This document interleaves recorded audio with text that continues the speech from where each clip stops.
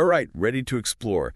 Today we're diving deep into Cambodia. A country that truly has it all. Absolutely. Ancient temples, stunning beaches, vibrant culture.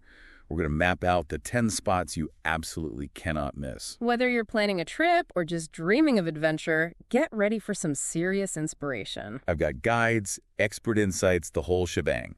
Let's start with the icon, the one and only Angkor Wat. It's practically synonymous with Cambodia. And not just a top spot there, but one of the world's must-see ancient sites. This isn't just another temple, right? We're talking massive scale. Think a temple complex the size of Los Angeles, packed with intricate carvings, towering structures. Angkor was the heart of the Khmer Empire, wasn't it? It was, and get this, once upon a time, it was the world's largest city.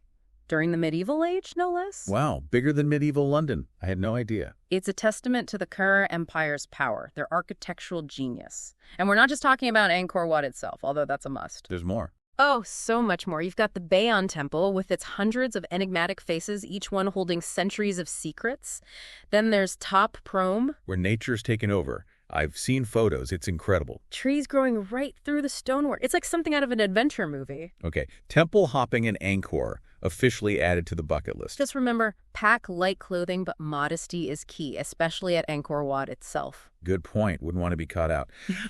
Okay, I'm craving some sunshine and turquoise water now. What about Cambodia's islands? Perfect timing. If you're after that idyllic Southeast Asian island vibe, but more laid back, Cambodia's southern islands are the hidden gem. Pristine beaches, swaying palms. Are we talking less crowded than, say, Thailand? Way less crowded. You get that classic tropical escape, but with a more relaxed, authentic feel. We're talking Koh Rong, Sanloem. Those are the popular ones. I've heard those names. They're stunning. Koh Rong's got a bit of everything, from beach parties to secluded coves. Koh Sanloem is all about those sunsets and chilling out. But if you want truly off the beaten path... There's always something more remote, huh? The Koh Sdach Archipelago, practically untouched. And the undeveloped Koh Kong, paradise found. So many islands, so little time. Okay, let's say you've had your beach bliss. What's next on the mainland?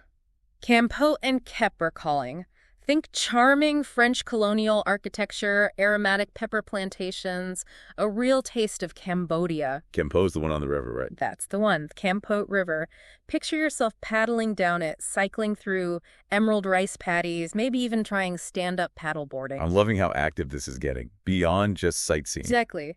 Then there's Cape, right by the sea, known for its seafood, especially fresh crab. Ah, the Cape Crab Market. I've heard foodies rave about it. You have to try it. But there's also history. Head up to Bokor Hill Station. It's got these abandoned French colonial buildings, kind of eerie, but with spectacular scenery. So Campo for adventure, Kep for food, and a touch of spooky history. I like it. And don't forget the pepper farms. Cruising through salt flats at sunset, watching workers harvest. It's magical. All right. My stomach's rumbling, and I'm ready to explore. From idyllic countryside to... where next? Let's hit the capital, Phnom Penh. A city stepping out of a difficult past into a vibrant future. I've heard it's having a moment. What makes Phnom Penh so special? Well, first off, the riverfront is one of Southeast Asia's most enticing, perfect for a sunset stroll. But it's not just pretty views. Phnom Penh is getting seriously sophisticated. Oh, tell me more. We're talking boutique hotels, incredible food. You haven't lived till you've tried Cambodian street food. And the nightlife is electric. So, feast all day, party all night. But is there time for history amidst all that? Absolutely. Phnom Penh doesn't shy away from its past.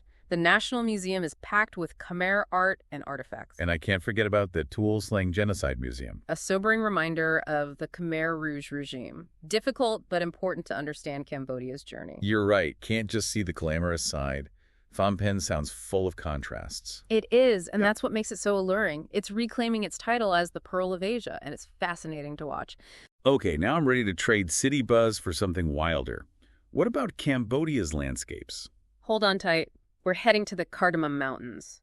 Untouched wilderness as far as the eye can see. One of the last great untouched areas in Southeast Asia, right? The Cardamom Rainforest landscape, we're talking over 8,000 square miles of protected area. I'm already imagining exploring by motorbike, get lost in the scenery. That's the spirit.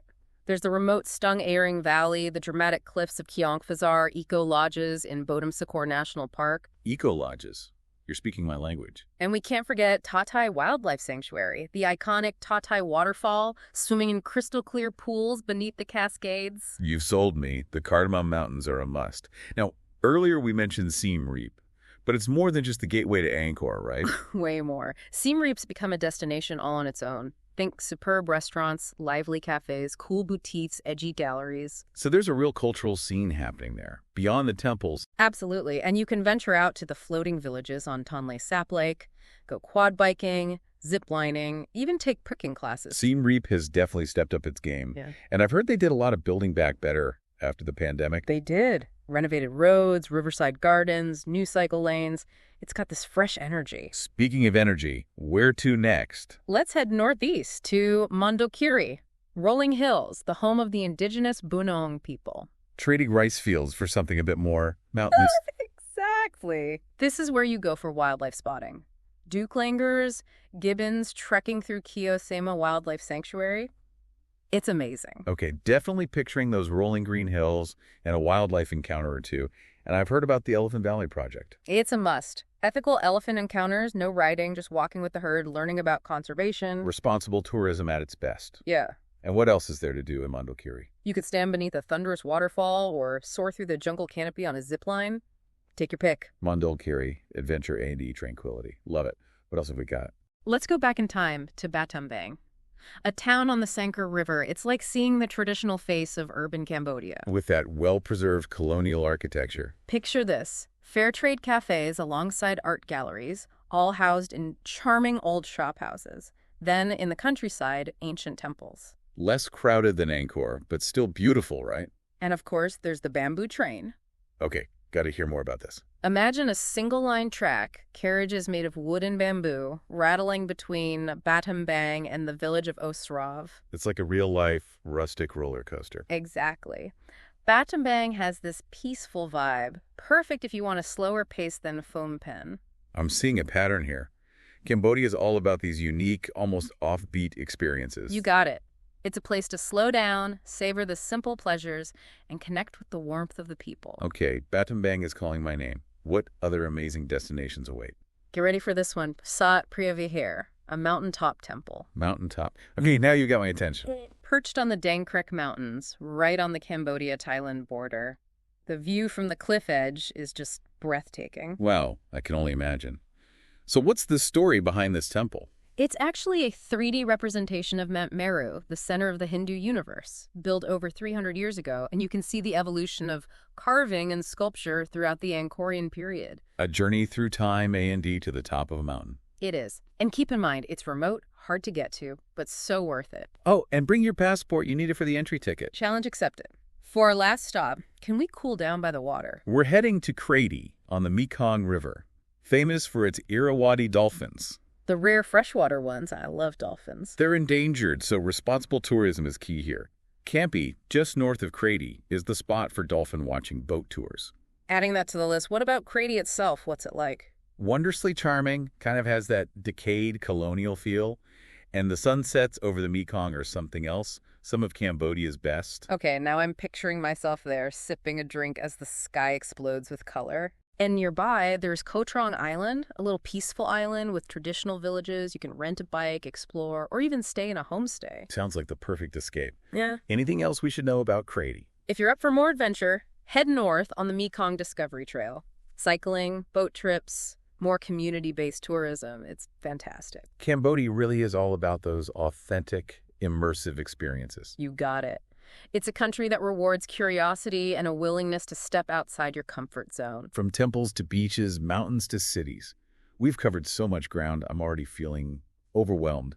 In a good way, of course. That's the Cambodia effect. But we haven't even touched on all the cultural experiences. Our sources mentioned Cambodian weddings can last for 3 days. Talk about a celebration. It really shows you how important family and community are in Cambodian culture. All those rituals, the symbolism. And let's not forget the Apsara dance. Such a visual spectacle. The costumes, the grace, the storytelling. It's pure Cambodian artistry. And for those seeking something a bit more, shall we say, active, there's Khmer martial arts. Like Bokator, a close combat system from the Angkorian era. Yeah. And Pradal Saray, traditional kickboxing. It's not just fighting, it's discipline, respect, preserving those ancient traditions. It gives you a whole other window into Cambodian history and culture. And then there's traditional Khmer medicine. A form of naturopathy using natural remedies passed down through generations. Roots, barks, leaves, herbs.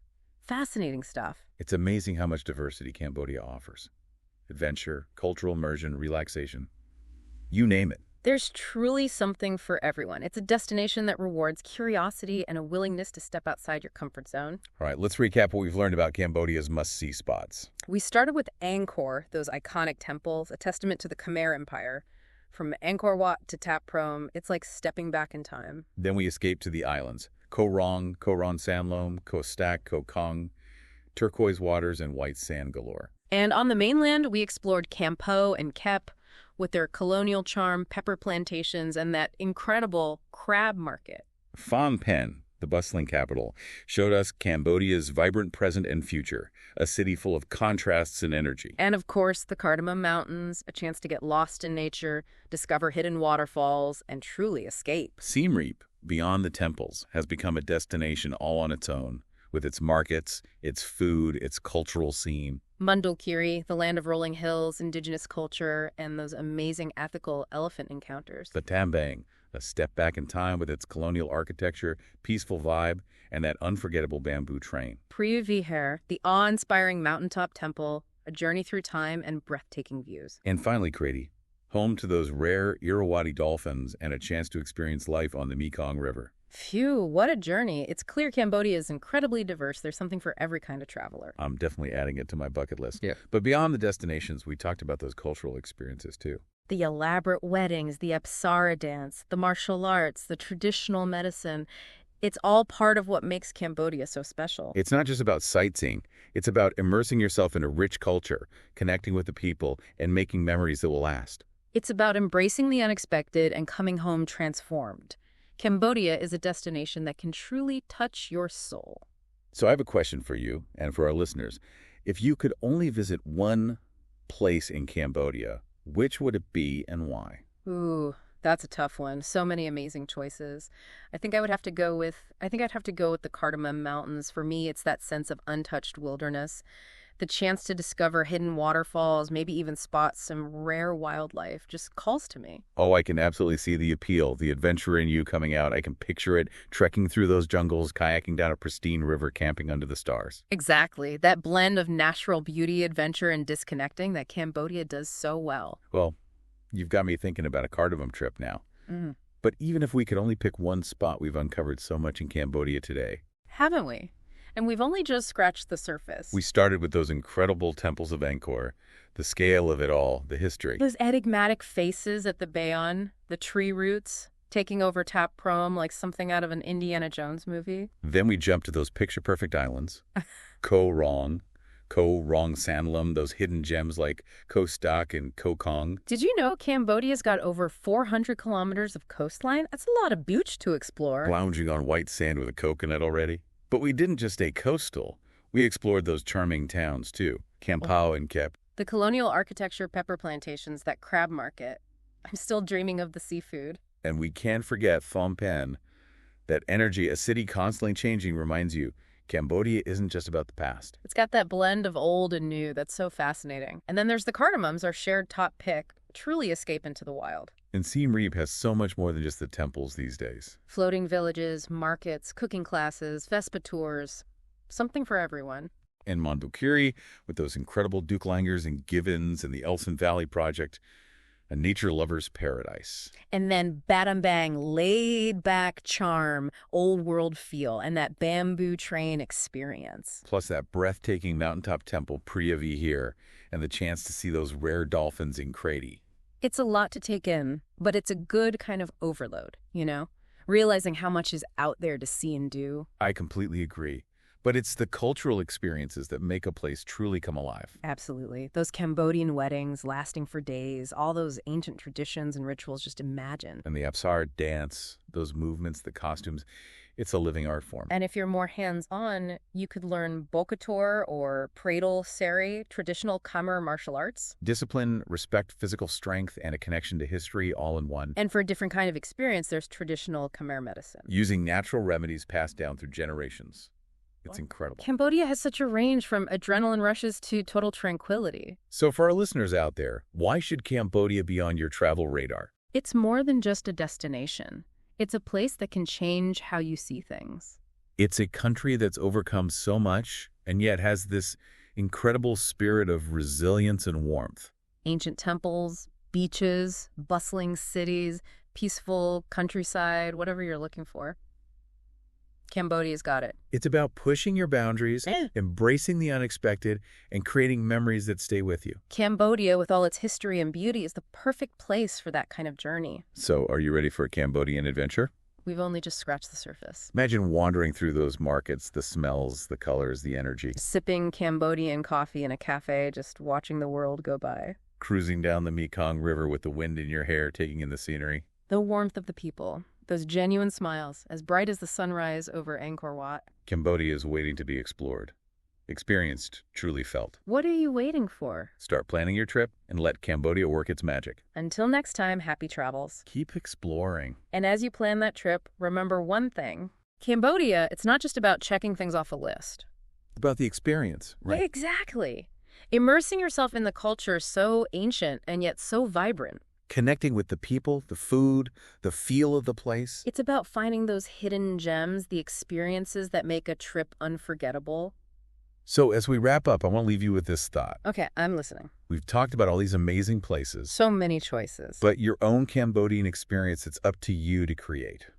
I like that. So what stories will our listeners bring back? What connections will they make? What will they discover about themselves along the way? Because that's what travel is all about, isn't it? Transformation. Pushing boundaries, seeing new perspectives. And coming home with a heart full of memories and that travel bug biting even harder. And Cambodia, with all its history, spirituality, natural beauty, is the perfect place for that kind of journey. Couldn't agree more. So go explore.